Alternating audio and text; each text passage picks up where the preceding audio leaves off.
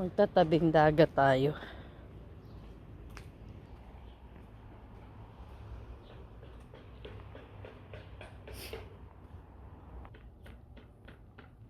Ito na tayo. Wala pa masyadong tao. Ang sarap maligong dagat na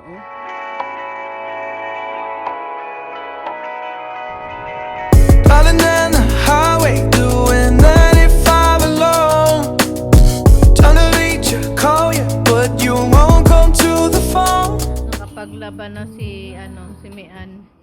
Natuyo na ang kanyang mga nilaban kanina. Ano yun, natulog ako, naglaba ka? Naglaba ka? Nakapaglaban na siya ng kanyang mga damit. Maiingay kasi yung nandyan sa taas. Paano na yan dyan? Anong tawag niyan? Highway na yan dyan. Sa pawis ko, yan ko kailangan ko nagpapakasin ko Sobrang init. Grabe ang init. Ngayon nakaano lang kami dito. Nakatambay-tambay, chill. lakad tayo, ngayon wala ng araw. Oo. Chill lang muna. Kain muna tayo. Chill muna kami today. At bukas na kami rarampa ng sobra. Ngayon ay kailangan muna namin ipahinga ang aming mga body kasi wala pa kaming masyadong maayos na tulog. Para bukas, go na. Tsaka nakakapanghina yung sobrang init. Malala ang init. Kaya mag-chill muna tayo today.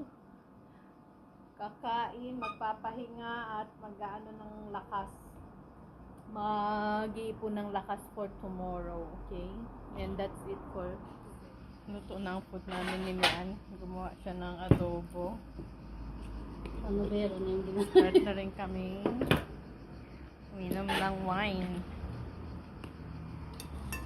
Para mag-ikot-ikot kami after food. Let's see it.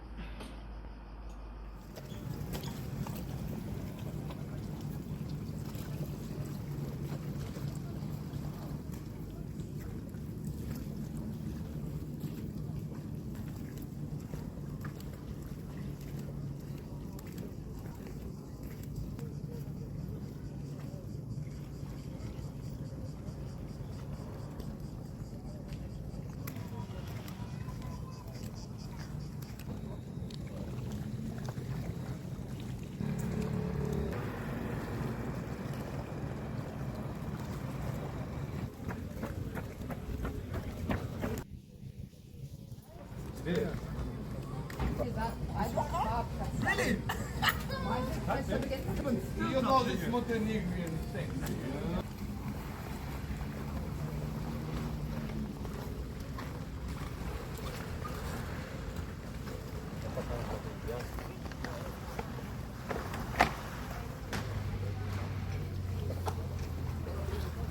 Good morning. Good morning. Kape. Yan, mag-good morning ka naman. Morning. Kape, pupunta kami tabing dagat niyan. Tsura ko. Alas 8. Alas 8 ng umaga. Balak namin alas 6. Ang sarap ng tulog namin ni Mian. Punta kami tabing dagat. Yan ang aming view dito. Kape tayo, good morning. Magtatabing dagat tayo.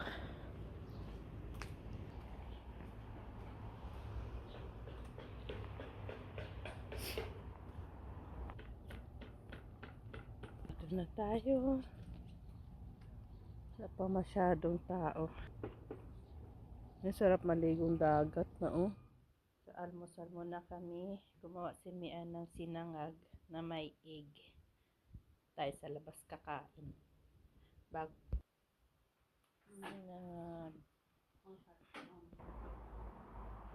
Kami sa labas kumakain. So, we are ready na sa aming